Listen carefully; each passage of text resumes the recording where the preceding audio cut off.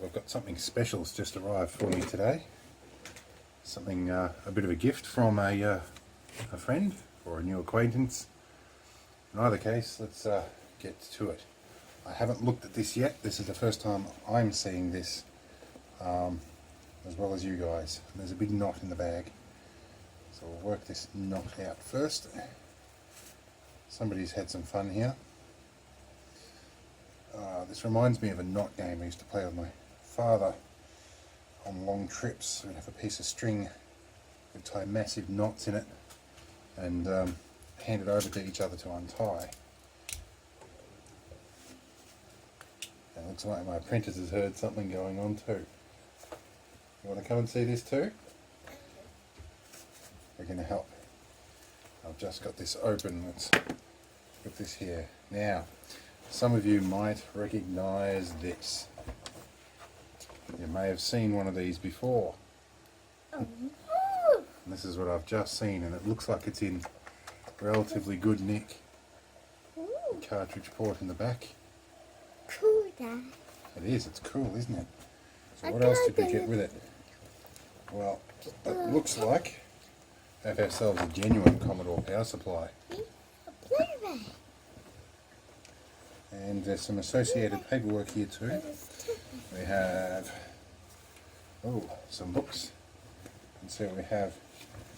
Now, let's go through these books. So we have a, let's move this power supply for a moment. We have an original Commodore price list. And we have a computer's first book of Vic 20.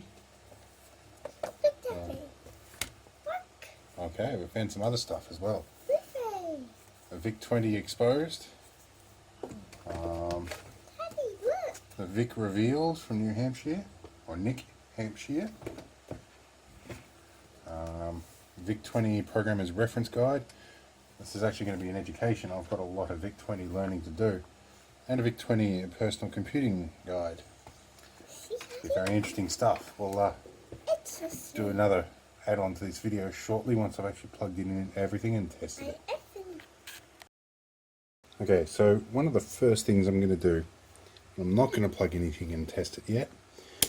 I'm going to test the power supply first, because I've seen in other videos like the 8-bit guy and such where the power supplies have not been right, and that's caused a problem. So I know from just some testing off camera that the shield is not connected to ground or anything. But we do know, and I have the pin out on the screen in front of me, and it looks like pin 2 should be ground for the 5 volt, and the 5 volt should be pin 5, which is immediately adjacent to that. I don't know if I'm going to get into this without these big clips. I need some little probes. Where's an alien when you need one? Let me come back to this with a different approach. Okay, so I've had a bit of a think off camera here. Let's just remove this meter. I've been out to my vehicle and got my field kit for my multimeter. Now this one is a handy one that I have lots of accessories for, some of which I've made myself. It's a much better quality multimeter. So let's see here. It's been a bit warm in the car too, as you might notice. So let's see, we are going to want auto ranging DC volts. Let's have a look here, and we have 2 probes. Let's see what we can do with these guys if I'm really gentle here. So we've got, I can't quite see from around the corner. That might help me to see at a better angle as well as you. You've probably already seen the voltage. So it looks like a fairly steady 5 volts. Now what have we got? 9 volts on these two. 9 volts AC. Let's try AC volts. Rightio. 9 volts AC. We're good. Right, so now that the power supply is a known good job, or at least as good as I can test, I've had to figure out how I'm going to get composite video out, and there wasn't actually any leads included with this for that. I did dig up the really long-term storage in my brain, realised I had a DIN plug here with some funny connections on it. It's been in my connection for years. Collection should be the right word. Connection collection. Anyway, we have a 5-pin DIN plug here. Now, I've done a bit of metering off camera already. So let's have a look here with our tester. I discovered that the tip of the blue here corresponds with a pin here, which looks like it should be pin 4, which, if I'm not mistaken, is composite video out. I also found that the tip of the red one here corresponds to, I think, pin 5. This one here, good. And the shield on all these is ground. And the center pin there, and also on the outer shield, which is a good sign. And that's common with all 4 of those. So I'm not sure what this is actually used for. I think this must have been really an early composite video or something. I'm not sure, but if I can get away with, you know, I've got some 3.5mm plugs. I might just hook them up so I don't have to cut this lead up. We'll see how we go from there. Alright, so I've had a bit of a scrounge around my collection here, see what I can find, and I found a bit of hookup wire, socket, and or 3.5mm audio socket, and a bunch of RCA sockets. I also found a little RCA lead. It's not the greatest, but out of my massive collection of those things, I'm actually starting to run out of them. So, short of actually making some, I'm trying to preserve the ones I have. But I could just go to, you know, madeinchina.com or AliExpress or something crazy like that and buy 1,000 of them. But, you know, I could just as easily support my local businesses and go and buy a few plugs from them. Anyway, this one's going to be a pretty straightforward situation. I'll put my shroud on before I forget, because I'm already halfway through this. Basically here, we're going to solder some lines to feed composite video. Now, interesting thing, I've got to remember which one's which. So, that we'll plug that in and we'll test our connectors this way, because even though on paper everything looks right, it's still pretty easy to get these things wrong. And with vintage hardware, you just want to make absolutely sure. So my video lead on the back of this socket would be that one, so it'll be this one here. It should be pin 4. So one of these should be pin 4. That one there, and this should be ground. Right, that's correct. Okay, so we're going off this side here. Because that ring is so small, I'm actually going to pre-tin it rather than thread the cable through the hole like it would be done in a conventional sense. And this is a slightly older plug. It's been sitting on my shelf for a while. It's oxidized a little bit. The other reason for having it plugged in when I do this is that it helps prevent the pins from moving. Sometimes these cheap plugs have got plastic liners in them, which you can see right here. Where are we? Move this around a little bit. You can see right here that's actually a plastic base plate, and they do deform very easily. So I'm trying to avoid having that happen. So I'm going to pre-tin, and by having the actual plug inside the socket, it does tend to keep things in place a little more firmly with less distortion. Because there's a plastic shrouded plug, we're not really worried about these leads actually connecting or making contact with the shroud, which would be with a metal shrouded one.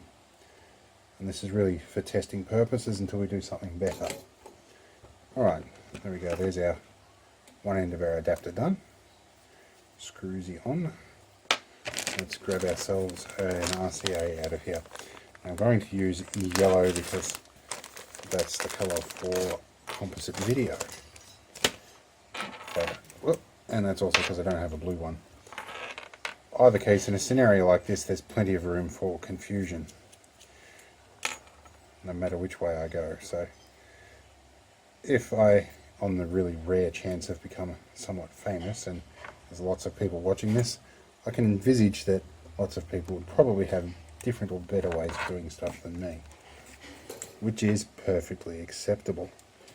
And there are many standards around the world that would probably reinforce those claims.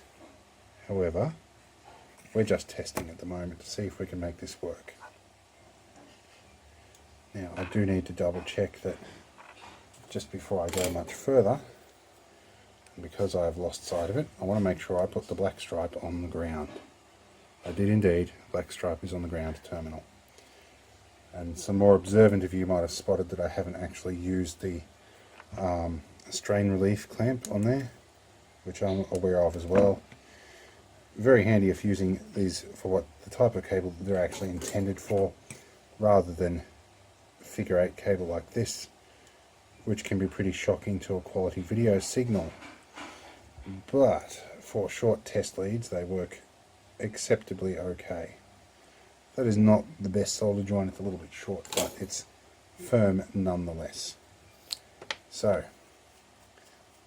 we now have ourselves a little adapter. And if I'm correct in my assumption, that should go onto the blue. And we're pretty good. Alright, let's hook everything up and change our camera angles. Alright, it's smoke test time. We have the power connected. We have our connector and our little adapter and VGA lead and up to AV input. So let's flick the power switch. TV, PAL mode. Oh, we have life. How's that going? It's 3.5K free, which I think is what's left of the 5K after the OS consumes the rest of it. That is, I'm happy to see. Let's try carriage return here. Okay, that is awesome. Alright, now I've got some learning to do. So, yeah, when I've done that and I actually understand what I should be doing with the language here, I'll try a quick little Hello World program. We'll see what we can do. Right, so I've been doing myself some old school learning out of these fandangled folding data devices, and I found a basic program. I'm starting to all come back to me a little bit. I first learnt Ball and Turbo Pascal as a language, so this sort of talks to me. Anyway, I've written up my little twist on the same program. Let's see if she runs. Okay, it does seem to run. Alright, let's see if I can hit the run stop button here. Alright, well, it looks like it's actually going to run programs nicely. So I think it's time to give it a bit of a clean up. I don't think I'm going to retro bright. Let's just turn this off for a minute. Largely because when I look underneath, everything actually seems to be a fairly uniform colour. There is a bit of yellowing there, but I think not enough for me to risk the rigmarole that it is to put peroxide on this. That and my LEDs up here are cold white, so it does tend to make it look a slightly lighter colour, but I think it's time I had a look at the innards to see just what they're like, and give this thing a bit of a clean up. I'm not sure if these things included a SID chip. I think they may, if I recall correctly. If it's possible, a future project might be a dual SID chip. I'm going to have to do some homework. This could be interesting. So, let's had a little bit of a clean up here. I've put a rag down to protect it. It does have a little bit of yellowing here, but you know what, I think I'm going to leave it that way. It does look in good condition. And for you Vic 20 aficionados, here's the serial number. WGB196204. This appears to have been a version made in Germany. Again, I'm no expert on Vic 20s. I'm sort of learning as I go here. Now, there only appears to be 2 screws here, but I'm ready for that age-old trick of hiding screws under the rubber pads. So, oh, there's a third one. Here we go. We'll find out. As long as I don't force it, we should be alright. In case you're wondering what this is, there's a bunch of magnets under here. This holds little mini screwdriver bits for my Victronox Cyber tool. Oh, no, 3 screws is all we needed. Now, gently does it. I'll open up here and just have a quick look. Well, it looks like the original foil shielding is in very good nick. Most of the YouTube videos I've seen, these have been very poorly conditioned. Well, there's been some spiders and stuff in here. That's not too bad. But the board looks to be in very good condition. And I can see it looks like it's been lived a fairly clean life. The cartridge port, not the cartridge port, the tape drive port and such. Oh, there's a silverfish just run out of here. Well, I'm glad I opened it up now. It does look like there's some corrosion on the contacts here. And this hat has a little bit of rust there. So we'll have a look and see what we can do. I'll tip that little silverfish out of here and get rid of him, because they can be a problem. Everything looks rather clean actually. I'm very impressed. So let's have a look here. There's a Moss 6522, two of them in different packages, one socketed. Alright, that's interesting. My first time actually seeing one of these in person, so I'm a little interested. There is this big filter capacitor here that looks like it may have had a bit of a hard life, so that might get replaced soon, owing to the nature of those. The connector's a little bent. Not much by way of electrolytic capacitors on this board. Most of them seem to be ceramics, and the electrolytics don't appear to be bulging, which is a good sign. And I think I've even probably got a 22 microfarad cap hanging around, probably in a higher voltage, which would be beneficial. So this could be interesting. I just love how basic this is. It's so much easier to follow the tracks. But alright, I'm going to get round to pulling this board out and we'll see how we go. Right, so we're at a bit of a different angle this time. And I have my ground strap connected just in case. And you can see here that these contacts here certainly need a bit of a clean up. The board itself looks very clean. I've seen this in a lot of videos where the copper tracing seems to bulge up. I'm not sure if that's actually something that was like that from the factory or if that's just now the case. I'm noticing there's some of these things here that I think perhaps should be soldered on, but I think if I ever have to service it could be easier to leave them off. But I'm looking at this and it looks distinctly hand soldered, but I'm not sure if that was the case. This may have been a result of like solder bath or wave soldering or something. I'm not sure. I have to do a little bit more homework. I'm still learning. But we do have the board out. So while I have the board out, it's time I do a little bit of cleaning. Once again, I apologise for the mess that is my desk. I usually have a lot of projects on at the same time. So this is just electrical contact cleaner, automotive stuff. And I do find it's fairly plastic safe. Here my apprentice running amok in the background there. Give these a bit more of a go. These may almost require a tiny bit of very fine sandpaper to get them clean, which I do intend to use the cassette port. I found myself online a cassette deck emulator, so that will save me a lot of typing. For the uninitiated, these things don't actually have any internal storage. Everything is stored in RAM, which is not entirely different from a modern computer in that your programs do still run out of RAM. Unless you get some fancy stuff like RAM drives and stuff. These are starting to come clean. It's going to require just a little bit of patience. I do find a toothbrush with shortened bristles is a trick I learned from a jeweller for getting good polishes and getting buffing compound out of things, and I find it's a nifty trick for cleaning terminals. It's starting to look a lot better now, and without having to sand them down and sacrifice copper depth. Let's flip over and see what the other side's like.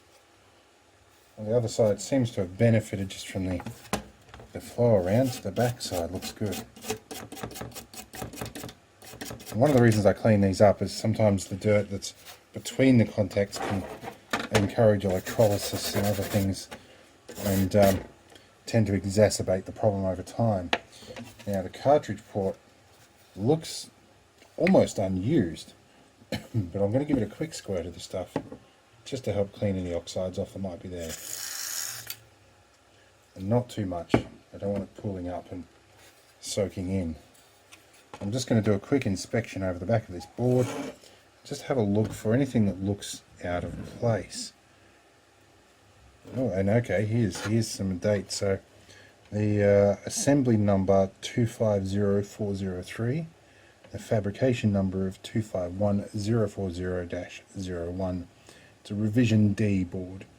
So it's obviously a later model if they're down to a revision D. At least that's an assumption I make based on other manufacturers are the same way.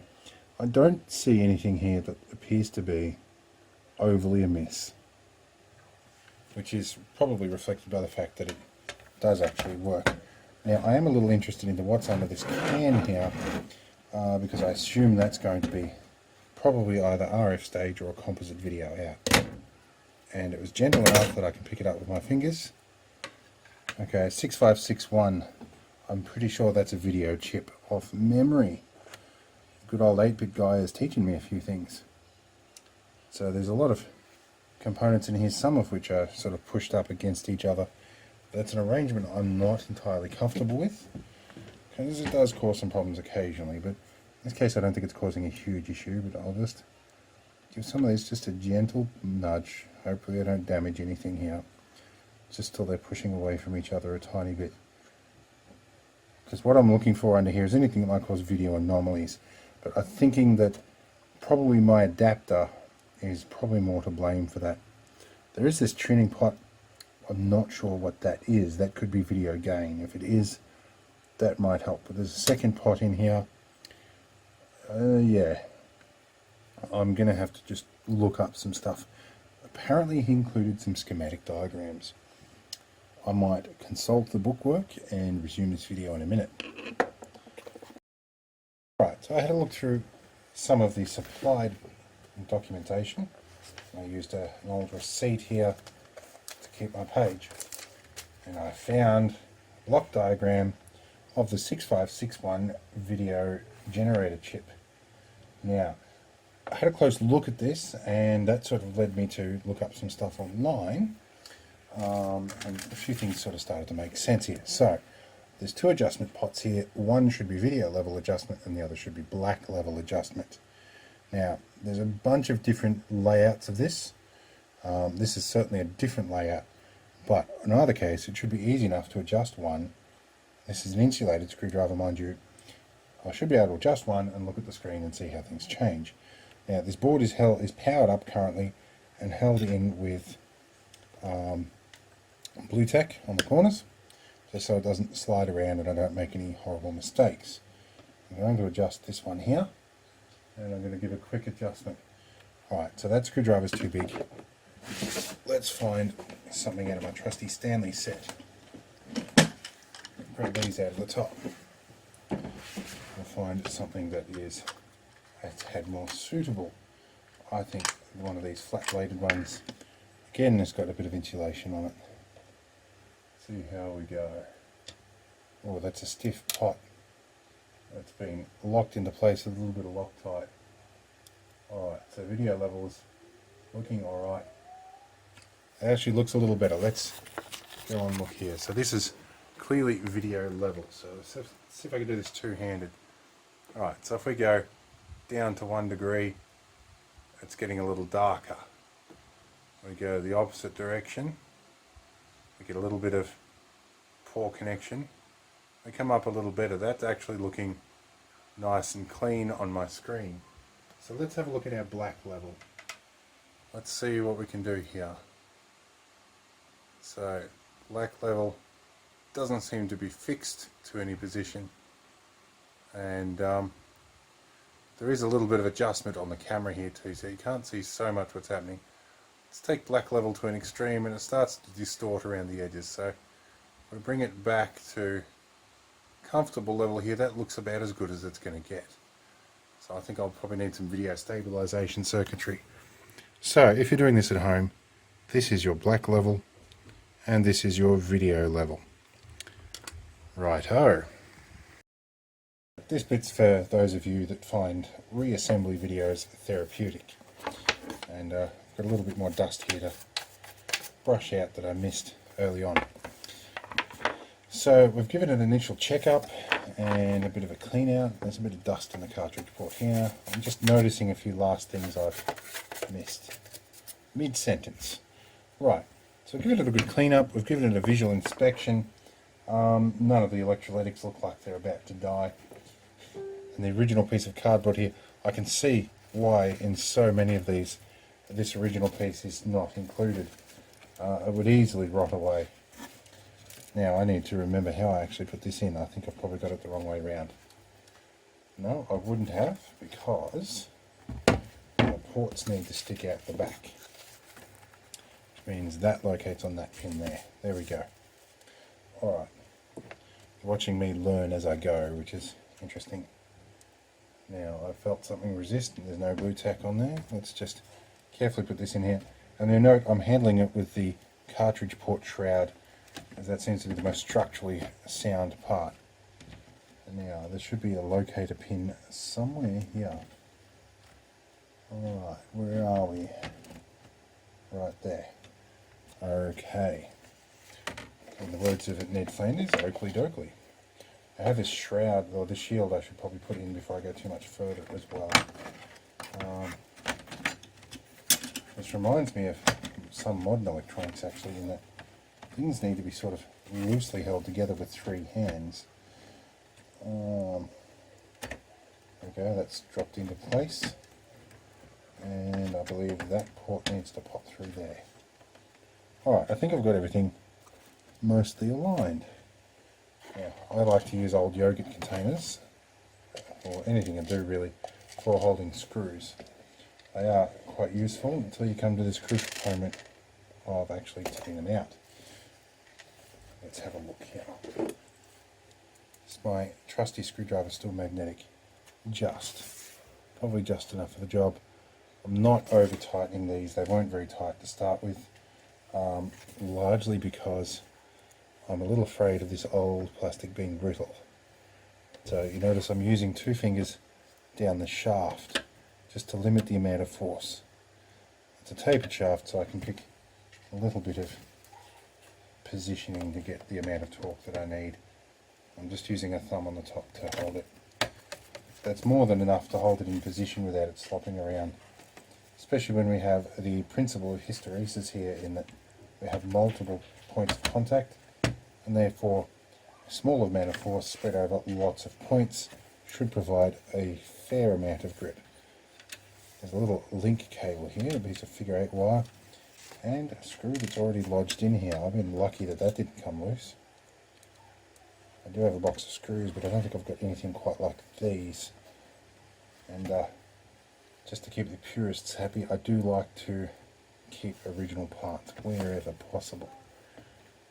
Alright, that looks like those three. Now there was two of a different colour that held in that shroud independently.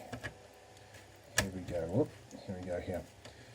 I think this video is going to be a considerable length by the time we're done. Here's another one of these. This just holds that shroud to the board, I believe.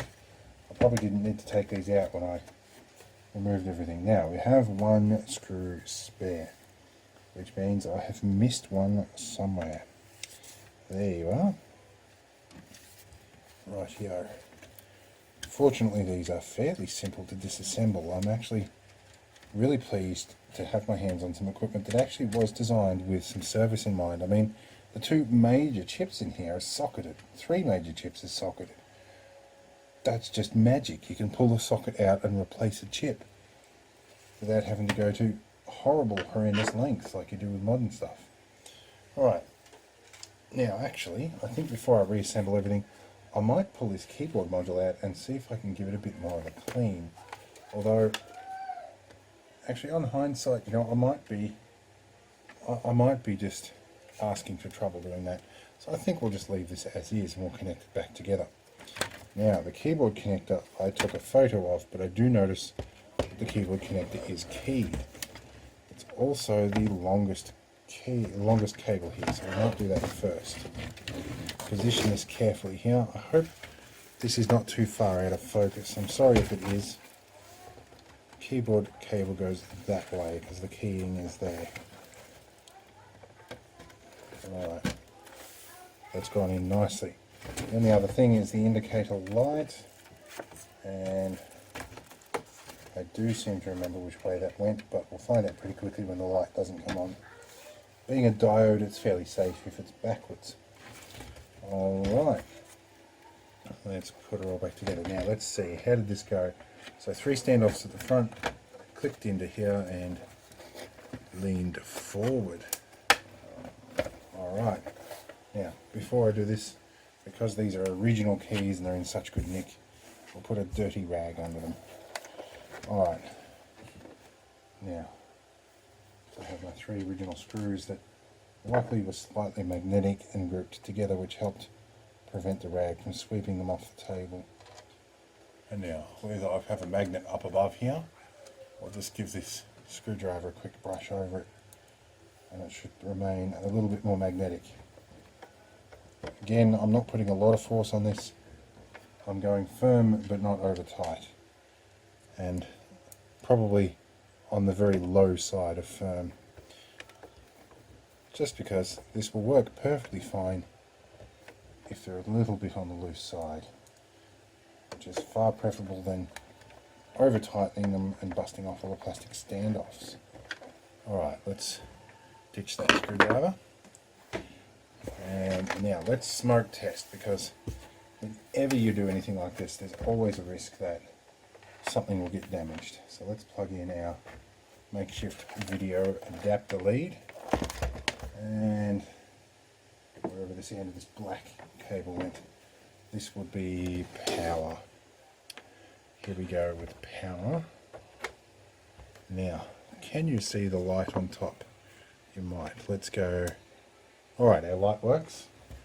Let's take my nifty or handy dandy remote control here, change it from my cameras to AV, otherwise my TV turns off. And we have a signal, and it looks a little cleaner than before. That's nice. I can probably get some proper leads at some point and hopefully clean that up, but I'm happy enough with that for now. It may require a capacitor or something like that, just to help ground that signal properly, but I think we're looking like we can do something useful now. So I might dig up that book and pull out one more program that does something a little more interesting than just spam the screen, and we might call it quits until I get some new hardware. Right, this is going to be interesting. I've had a quick crack at writing a program myself. Basically, I'm trying to play with variables here. If I've got this right, A will start off as 2. My apprentice has come in to help. A will start as 2. It will print what is in A. There's my apprentice again. It should multiply A by itself, go back to line 2 and reprint the result. So hopefully that should result in an exponential increase. Or not. Okay. So let's try again. So it looks like my apprentice has decided she's got some better ideas on how to program this.